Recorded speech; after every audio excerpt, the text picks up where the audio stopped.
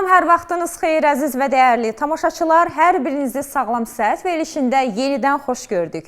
Bugün biz arı məhsulları və onların faydaları haqqında söhbət aparacağıq və suallarımızı abadçı arıçı Yusif Quliyev və həkim biokimyaçı nutrisoloq Samirə Rızayeva cavablandıracaq. Cəmi bir neçə dəqiqə sonra.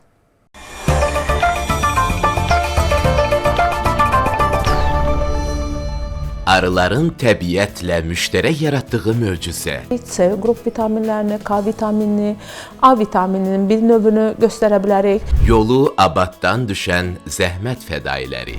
Tək balla yox, digər arıçılıq məhsullarını da qablaşdıraraq satışa çıxara bildik. Abadçı olmağın üstünlükləri. Abadın fəaliyyətinə həm tanış olub və onunla əməkdaşlıq eləmək çox xoşdur. Bal kimi nimətin balanslı istifadəsi. Yəni göstərişi və əks göstərişi də var. Ancaq göstərişi o qədər çoxdur ki, o əks göstərişlər yəqin ki, oradan %10% təşkil eləyəcəkdir. Abadçı arıçı Yusif Quliyev və həkim biokimyaçı nutrisoloq Samirə Rızayeva 7 may saat 10-da sözümüzü bal ilə kəsəcək. Sağlam səhətdə.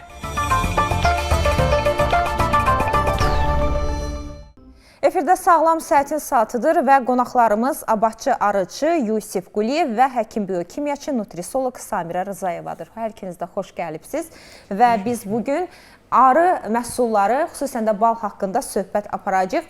Əməkdaşlarımızdan xahiş edərdim ki, əgər nümunələr varsa studiyamıza gətirərdik, tamaşaçılarımız üçün daha maraqlı olsun deyə. Mən istərdim ki, söhbətə Yusif müəllim sizinlə başlayaq. Neçə ildir abadçı arıçısınız? Mən özüm Zəngəzur bölgəsindənəm, Qubadlı rayonundan. Gözümü açıb həyətimizdə arı görmüşəm. Babam arıçı olub, atam müəllim olub, amma arı saxlayıb. Yəni ətrafımızda daimi arıçılıqla məşğul olan insanlar olub. Mən də lap körpəlikdən arı içində olmuşuq. Amma sonradan daha bu işlə daha belə ciddi məşğul olmağa başladıq. Hal-hazırda bizim arıçılıq təsərrüfatları qayıdıb elə o dağlardadır, Laçın, Qubadlı dağlarındadır. Arıçılıqla öncə hobbi olaraq, amma hal-hazırda professional şəkildə məşğul oluruq. Neçə ildir abadçısınız Yusuf müəllim?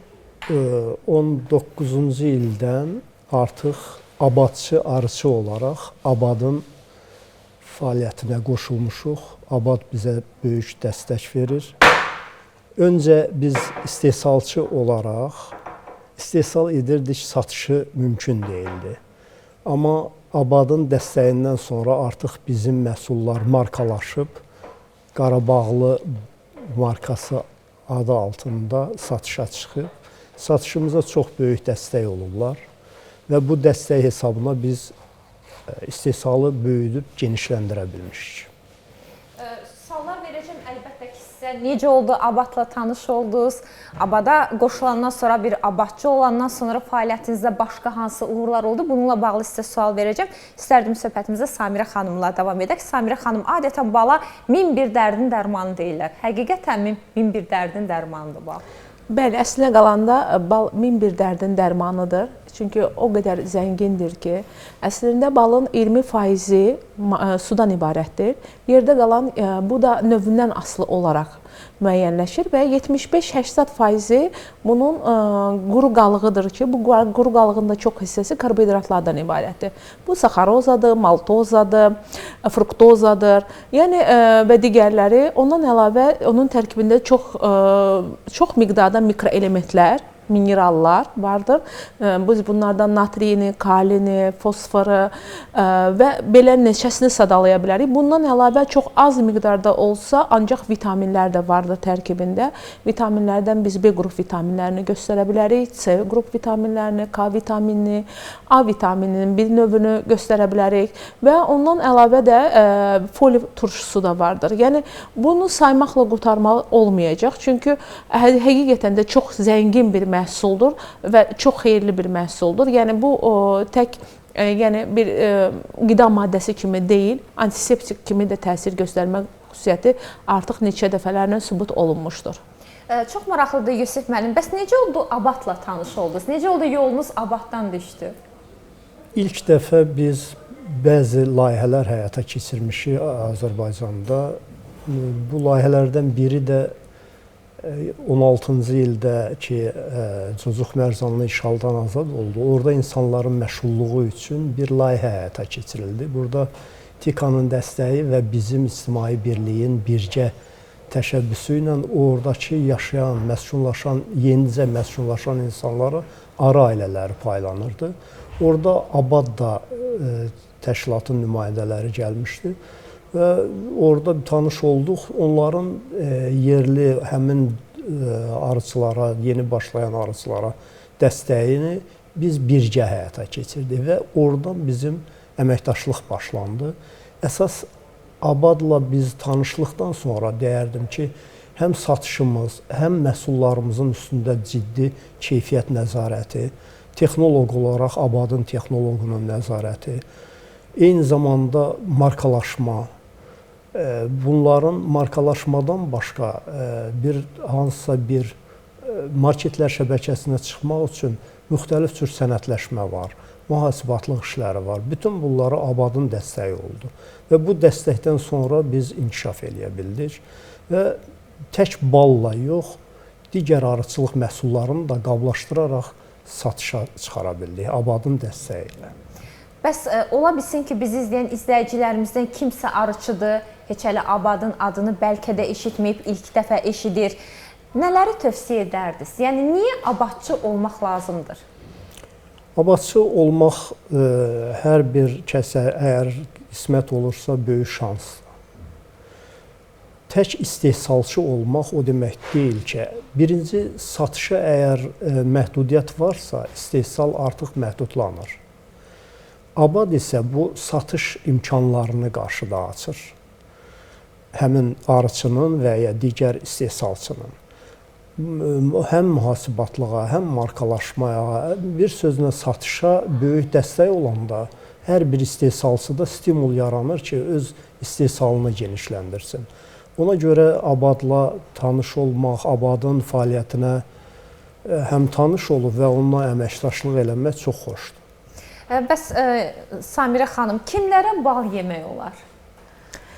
Bal yemək demək olar ki, hamı üçün olar, ancaq miqdarında mütləq şəkildə nəzarət etmək lazımdır. Ancaq 1 yaşına qədər uşaqlara bal bir qədər verəndə ehtiyatlı olmaq lazımdır və tövsiyə olunmur.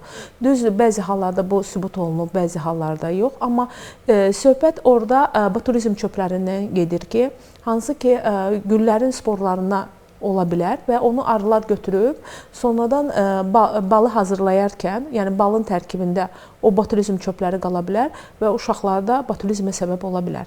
Ona görə və uşaq körpə orqanizmi onunla bacara bilmədiyi üçün, yəni ona müqavimət, immun sistem o dərəcədə formalaşmadığı səbəbindən ona görə də 1 yaşına qədər uşaqlara məsləhət görülmür.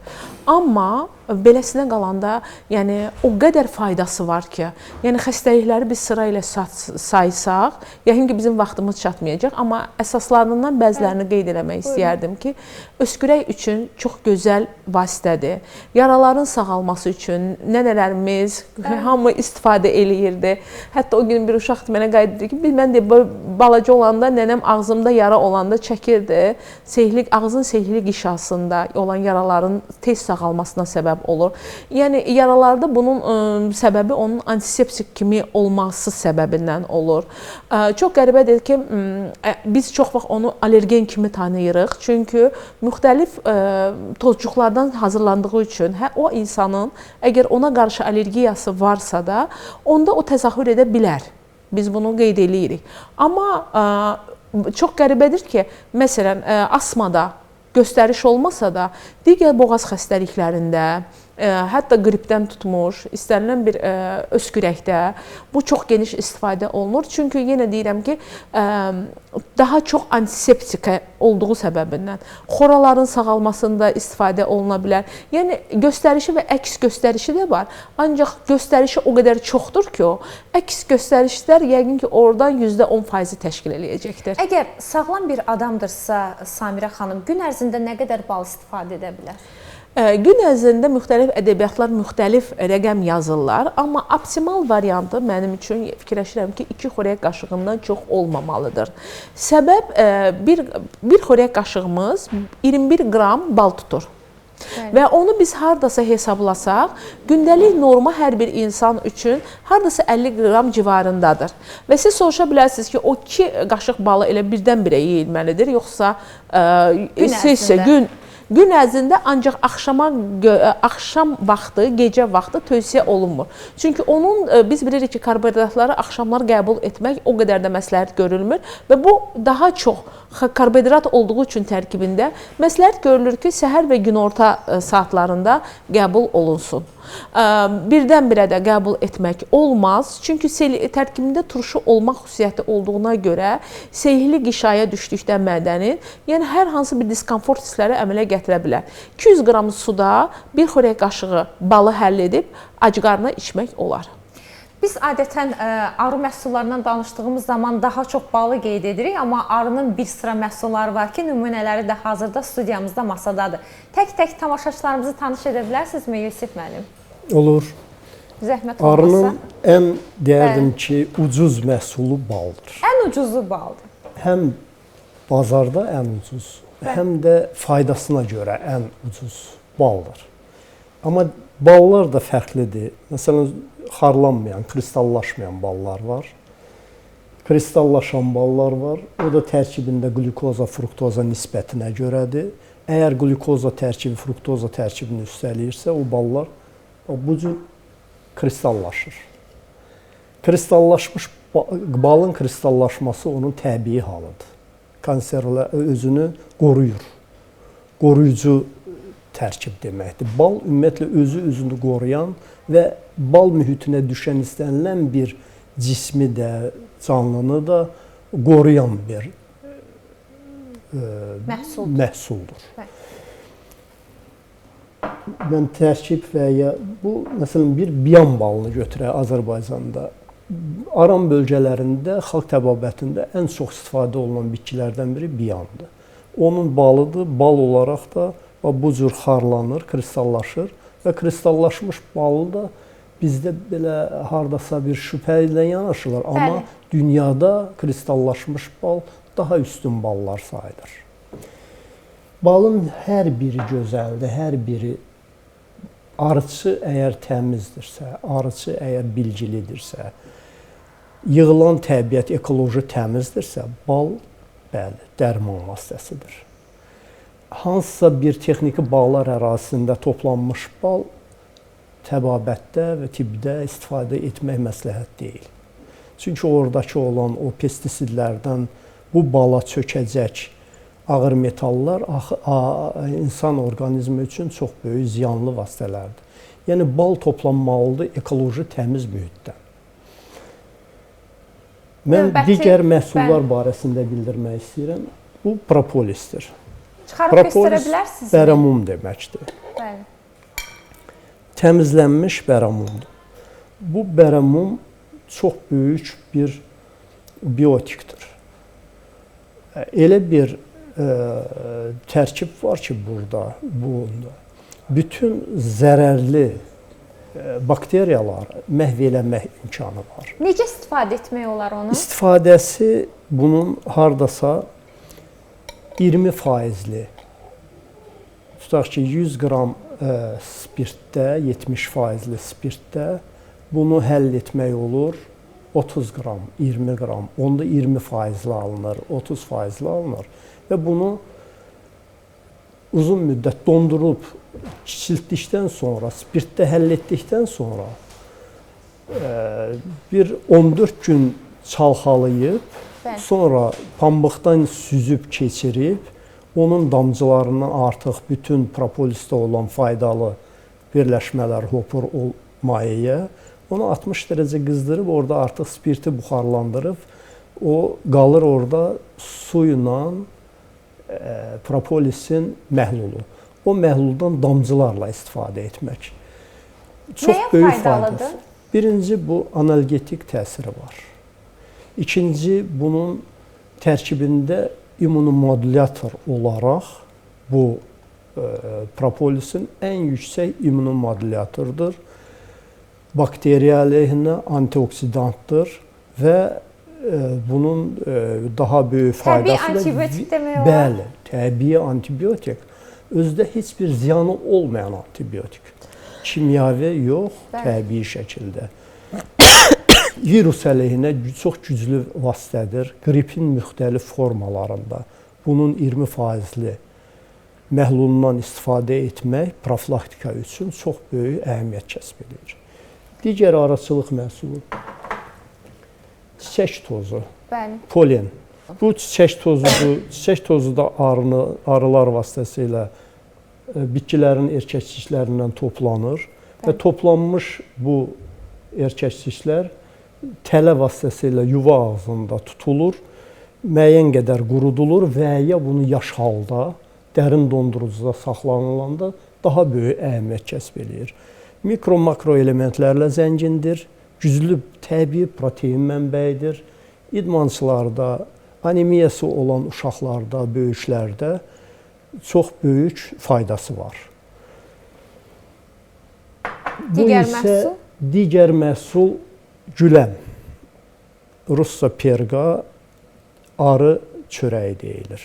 Burada isə... Niyə arı çörəyi deyilir, Yusif müəllim? Çünki bu 5 günlük gənc arıların 5 günlük bununla yemlənir. Və bununla yemlənən arı başqa bir şeylə yox, bu balla qarışdırılaraq işçi arılar tərəfindən kiçik doğulmuş arılar bununla yemlənir. Bəs bunu necə toplayırsınız? Bu kosmonavt qidasıdır. Heç bir atqıntı verməyən, çox ciddi, böyük, zəngin tərkibi var. Tərkibində proteinlər, mum da var propolis olaraq. Tərkibində arı südü var. Ora arılar tərəfindən əlavə olunur. Bütün fermentlər arı tərəfindən bura əlavə olunur, depolanır şanlarda. Şanlardan bunu çıxarılır, təmizlənir, bu cür istifadə olunur. İstifadə qaydası çox sadə. Gündə bunu 3 dəfə yeməkdən öncə bir desert qaşığı qəbul etmək və yarım saat qida su qəbul etməmək ki, bu tam bədənə sorulsun. Yəni, mən deyərdim ki, ən ciddi tərkib arıçılıq məhsulları içərisində bu... Yusif müəllim, çox gözəl qablaşdırmadır. Bu da Abadın töhfəsidir. Bəli, Abad tərəfindən qablaşdırılıb, bax bu ballar. Yəni, dizayn hamısını Abad verir? Bəli, dizayn Abad tərəfindən verilir, etiketlər Abad tərəfindən verilir, qablaşma bizim qablaşma müəssisəsində aparılır və Abadın nəzarəti altında. Bəli. Və bütün sənədləşmə də yenə Abad tərəfindən aparılır. Yəni, saxta olması mümkün deyil. Əgər orada Abadın imzası varsa... Həm də bizim əməkdaşlıq Abad olaraq... Buyurun, əyləşin, bəli. Abad olaraq əməkdaşlığımız AQTA ilə aparılır. AQTA daimi bizdə... Qida Təhlükəsizliyi Agentliyi. Qida Təhlükəsizliyi Dövlət Agentliyi tərəfindən aparılır. Bütün məhsullar Qida Təhlükəsizliyi İnstitutunda laboratoriyada analizdən keçir və orada uyğun gəlməyən bir material geri qaytarılır və ya satışdadırsa, bal qaldıqca diastaz ədədi düşə bilər. İl keçdikcə diastaz ədədi qida dəyərini itirmir. Amma uyğun deyil deyə geri qaytarılırsa, onu çıxardılır. Bizim tərəfdə də olub ki, 1-2 ildən sonra biz ümumiyyətlə bütün ballar əgər satışa getməzsə, elə hal olmur, satışdan çıxarılır. Yəni, qida təhlükəsizliyi və Abadın, Abadçı arıçının birgə əməkdaşlığı hesabına satışımızı qurmuşuq. Çox maraqlıdır Samirə xanım. Bu arı məhsullarını, xüsusən də balı düzgün istifadə etmək nə qədər önəmlidir? Çünki bir neçə dəfə şahid olmuşam, xüsusən balaca uşaqlara qaynar suyun içərisində həll edib balı verirlər. Bu tərkibinə təsir göstərirmi balın? Əlbəttə ki, yəni qeyd olunduğu kimi onun tərkibində fermentlər də vardır. Bu fermentlərdən biri də diastazadır və düzgün qaynar suda həll edəndə o diastazanın effekti ölür. Tək o deyil, başqa vitamin kompleksləri də və digər maddələr də hansı ki insan üçün lazımdır. Hətta onun antibiotik xüsusiyyəti belə məhv ola bilər. Siz onu adi suda isti ola bilər, amma qaynar suda həll etmək əkslidir. Otaq temperaturunda bəli olar. Qeyd etdiyim kimi bir xörək qaşığı uşaqlara çay qaşığıdır bu. Bir çay qaşığı 200 ml suda həll olunması məsləhət görülür. Çünki yalnız o durulaşmada mədəyə heç bir ziyan vermir. Bəs hansı daha faydalıdır? Suda həll olunmuşu yoxsa birbaşa balın qəbulu? Əlbəttə ki, birbaşa daha yaxşı olar qəbul edək, ancaq ac qarnına əks göstərişdir. Çünki ac qarnına qəbul edəcəksinizsə də o mədənin seyirli qişasına mütləq şəkildə təsir göstərəcəkdir.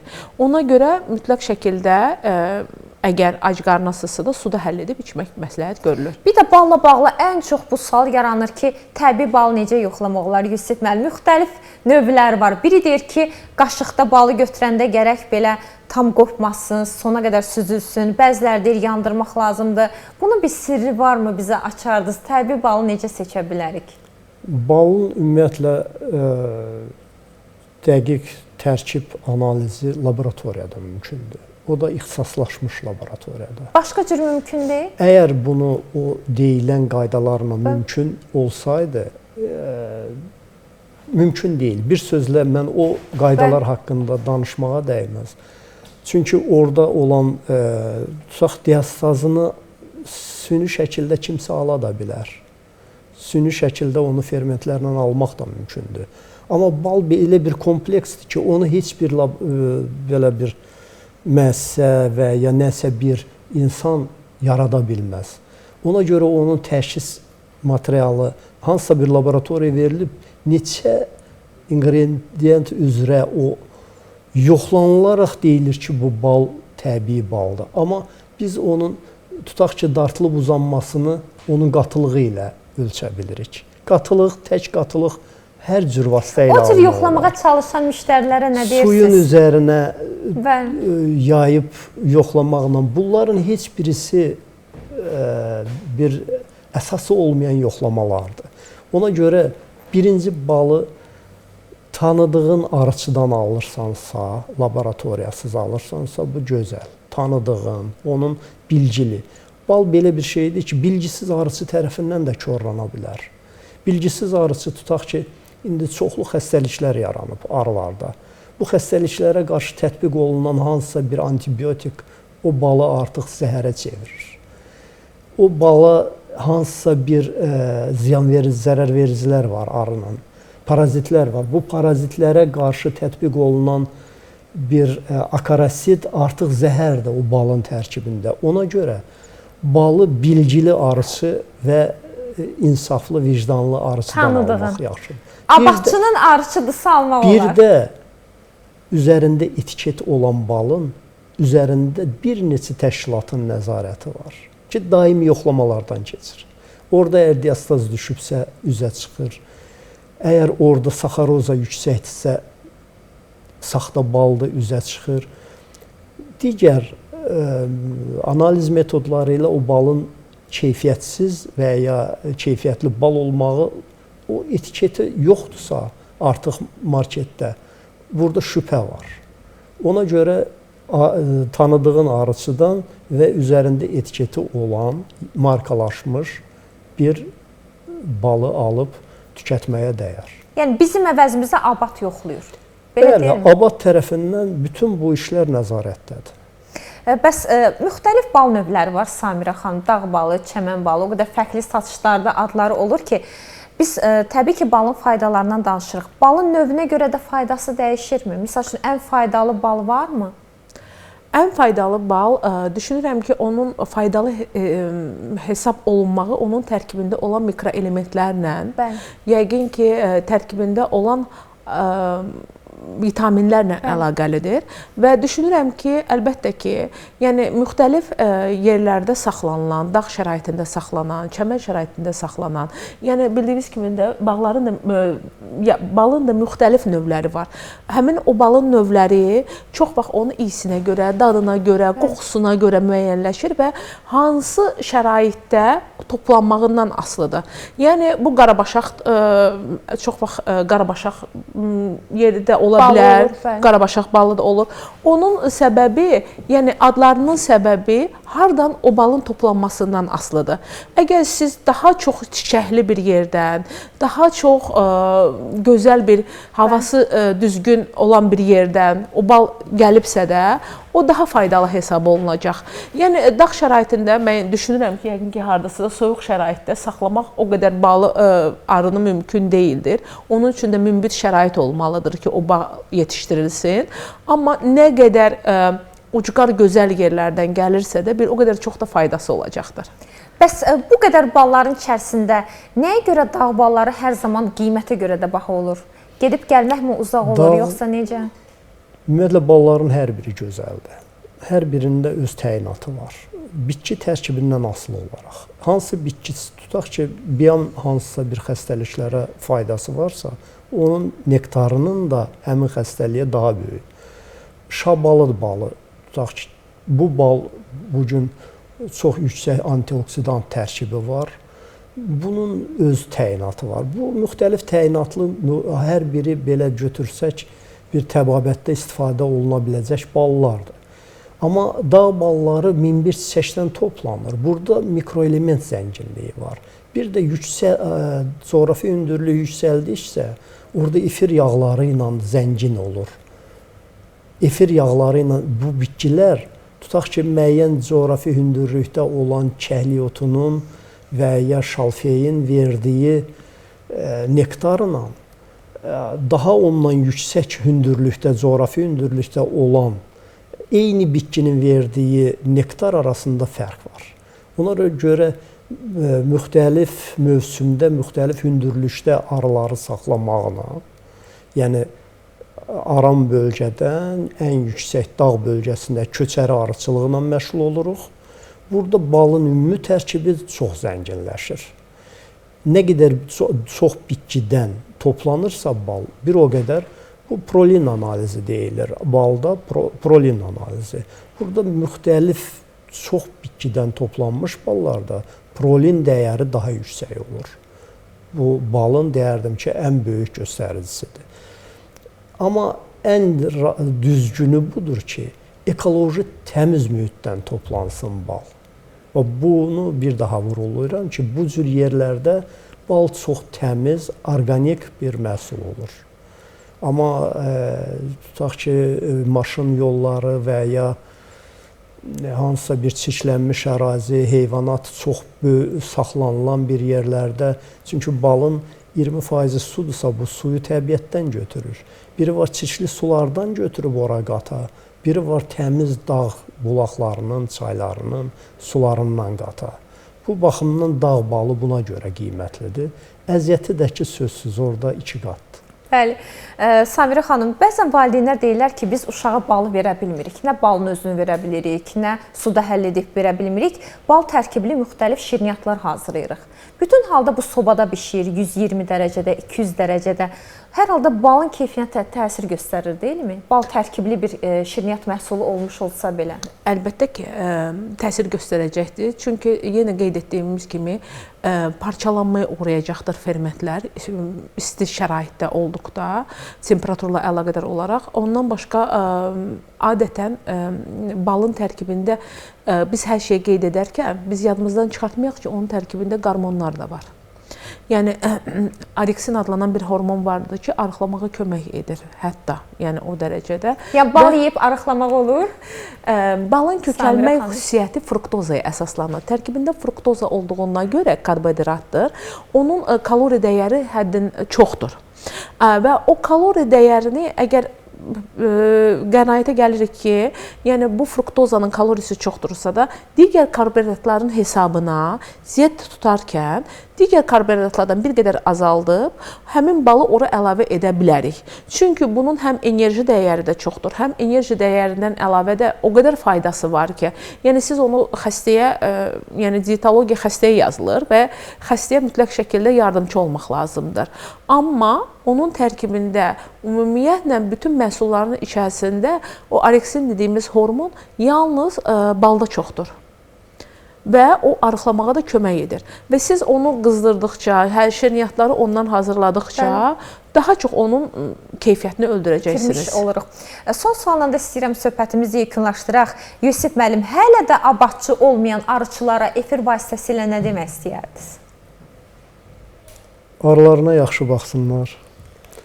Arılar bugün təhlükə qarşısındadır və bir-biri ilə daimi ünsiyyətdə olsunlar, eyni zamanda abadla.